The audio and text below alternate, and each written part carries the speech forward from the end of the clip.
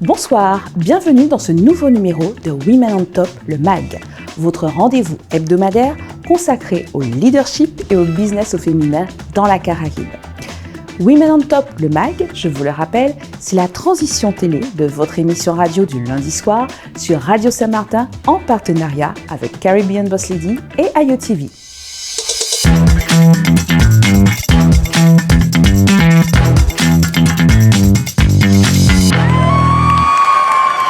Commençons par un résumé des actualités marquantes des Boss Ladies de la Caraïbe. L'univers Foodil ne cesse de s'agrandir pour le plaisir des gourmets et des gourmands. Après la communauté sur les réseaux sociaux, l'application de géolocalisation et de recommandations sociales des restaurants en Guadeloupe, Foodil le magazine, le débat et aussi Foodil le laboratoire, voici le rendez-vous Foodil, un événement alliant débat, dégustation et réseautage autour d'une thématique et de professionnels. Le rendez-vous était donné lundi 16 octobre à 19h au Paco Lounge à Bémao en Guadeloupe. La thématique abordée a ravi les entrepreneurs en général et pas que les restaurateurs, à savoir chef domicile versus restaurant, demain tous indépendants. Jeudi 12 octobre, la docteure Rhonda Sillé-Thomas, originaire d'Antigua et Barbuda, a prêté serment en tant que nouvelle directrice adjointe de l'Organisation panaméricaine de la santé et plus précisément le Bureau régional pour les Amériques de l'Organisation mondiale de la santé. La docteure Sillé-Thomas est titulaire d'un bachelor en médecine, d'un bachelor en chirurgie, ainsi que d'une maîtrise et d'un doctorat en santé publique de l'Université des West Indies à Mona, en Jamaïque. Elle travaille depuis plus de 25 ans pour le ministère de la Santé d'Antigua et Barbuda, où elle a occupé le poste de médecin-chef de 2005 à 2023. Le St. Martin Evolution Toastmasters Club, présidé par Vernicia Brooks, recevait le public et ses membres mardi 17 octobre. L'occasion pour le club de célébrer les 99 années du Toastmaster international. Du 18 au 20 octobre a eu lieu en Martinique un événement d'importance pour la Caraïbe. En effet, porté par Sandra Casanova, conseillère territoriale de la collectivité martiniquaise, la conférence sur la connectivité dans la Grande Caraïbe, une mer, un ciel et un marché unique, au pluriel, a reçu nombre d'acteurs et de décideurs de premier plan de toute la Grande Caraïbe. Cette conférence visait à établir un système de transport régional qui favorise la croissance économique et la compétitivité. Une initiative, il faut le souligner, soutenue par le Fonds européen Interreg Caraïbes qui a pour but de favoriser la coopération et l'intégration régionale caribéenne. Passons maintenant à la rubrique Let's Talk, une rubrique où je réponds à vos questions. La question de la semaine. Que pensez-vous du développement de ChatGPT et de la démocratisation de l'intelligence artificielle? Nous sommes en 2023, dans le monde réel et non dans la Matrix. Pourtant, l'arrivée fracassante de l'intelligence artificielle, ChatGPT en particulier, entre les mains du grand public, nous fait penser à une intrigue de science-fiction à la Isaac Asimov. Certains la voient comme un véritable progrès, marqueur de notre ère, tandis que pour d'autres, elle inquiète et devrait nous alerter. ChatGPT, comme d'autres intelligences artificielles, peut être utilisé dans de nombreux domaines, tels que le service client, l'assistance en ligne, l'enseignement et l'apprentissage en ligne, et aussi la recherche de connaissances.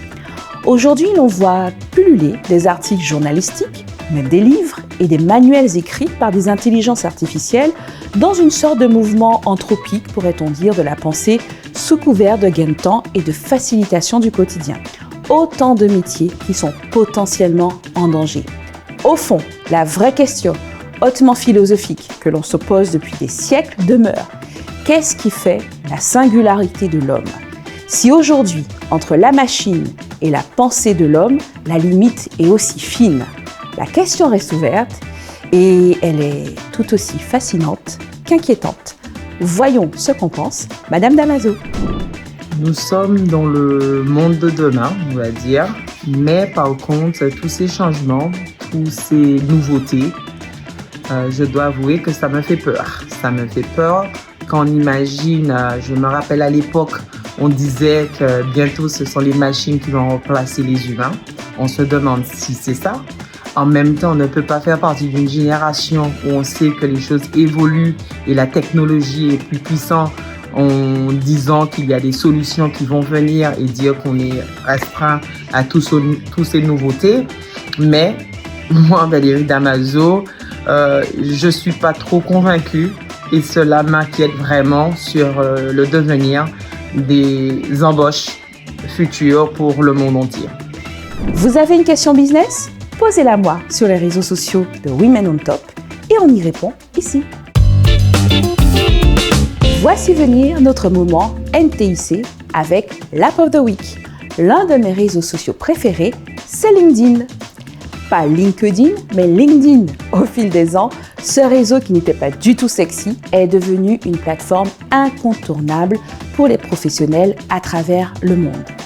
3 points positifs majeurs de cette application. Premièrement, le réseautage professionnel. LinkedIn offre une plateforme de réseautage inestimable pour les individus et les entreprises. Les utilisateurs peuvent élargir leur cercle de contacts, trouver des opportunités d'emploi, établir des partenariats commerciaux et échanger des idées avec des professionnels partageant les mêmes intérêts. Deuxièmement, visibilité et opportunités de carrière. Grâce au profil détaillé, les utilisateurs peuvent mettre en avant leurs compétences, expériences et réalisations. Cela peut attirer l'attention des recruteurs et des employeurs potentiels, ouvrir la voie à de nouvelles opportunités de carrière et surtout renforcer la crédibilité professionnelle. Troisièmement, partage de connaissances. La plateforme permet aux utilisateurs de partager des articles, des informations pertinentes et des idées. Cela favorise un échange de connaissances et d'expériences tout en aidant les professionnels à rester au fait des dernières tendances de leur secteur. Cependant, il y a aussi quelques aspects négatifs à prendre en compte. Les spams et les sollicitations. LinkedIn est parfois le terrain de spam et de sollicitations excessives de la part de personnes cherchant à promouvoir leurs produits ou encore leurs services de manière parfois intrusive. Cela peut devenir agaçant pour les utilisateurs. Deuxièmement, l'authenticité des profils. Certains utilisateurs créent des profils faux ou trompeurs, ce qui peut rendre difficile la confiance dans la véracité des informations partagées sur la plateforme. Et enfin, trop de notifications. LinkedIn peut vite devenir envahissant avec ses notifications fréquentes, notamment pour inciter les utilisateurs à interagir davantage. Cela peut être perçu comme une distraction pour certains professionnels qui sont très occupés. Et attention, on ne publie pas sur LinkedIn comme sur TikTok. À bon entendeur. Lundi soir, j'étais donc en direct sur Radio Saint-Martin 101.5 FM avec Valérie Damaso. Notre conversation a été très intéressante. Écoutez un extrait. Quand elle dit sometimes you have to win, you have to lose to win again, parfois c'est important de pouvoir tout perdre.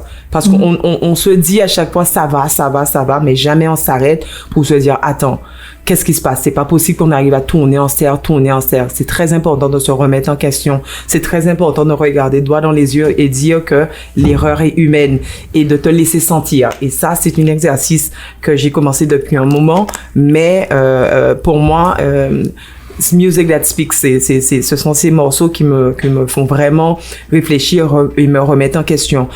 Il faut savoir, en tant que femme, on est, comme j'ai dit tout à l'heure, maman, femme seule, tout ce que vous voulez, ou même chef d'entreprise, ou même quand vous êtes marié, vous êtes en couple, mais c'est à vous, vous faites tellement de choses, vous arrivez même pas à respirer, à prendre 2 minutes pour vous, et c'est là de dire, attends, stop. Laisse-toi sentir un peu. Laisse-toi,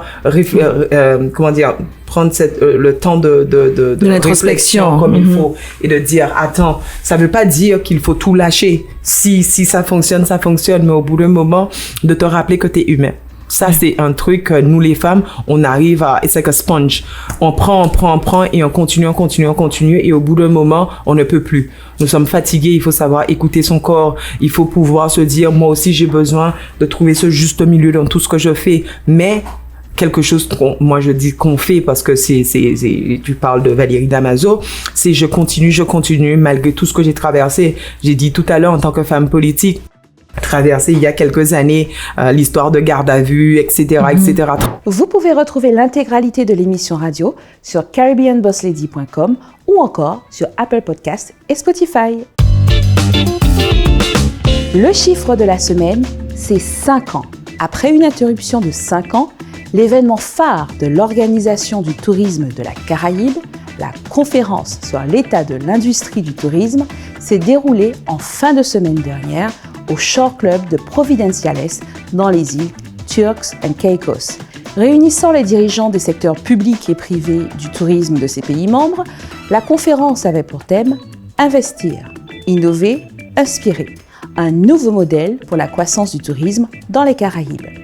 Le SOTIC offre aux parties prenantes une occasion unique d'examiner ensemble l'investissement et le financement du tourisme dans la Caraïbe. Un événement auquel l'Office du tourisme de Saint-Martin, partie française, a bien sûr participé.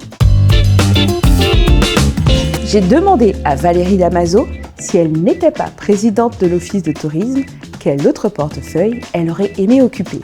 Découvrons ensemble sa réponse. J'aurais travaillé plus ou moins dans tout ce qui est le développement sportif, parce que comme j'ai dit, j'ai toujours parlé de ça, je suis athlète.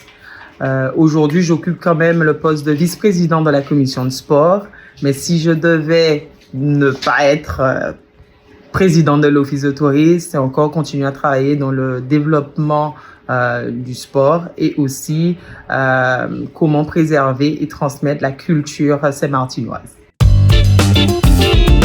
Pour cette semaine, Women on Top le MAG, c'est fini. Je vous donne rendez-vous après les vacances de la Toussaint, le lundi 6 novembre, en direct sur Radio Saint-Martin 101.5 FM. Et comme d'habitude, mon invité sera une Caribbean Boss Lady.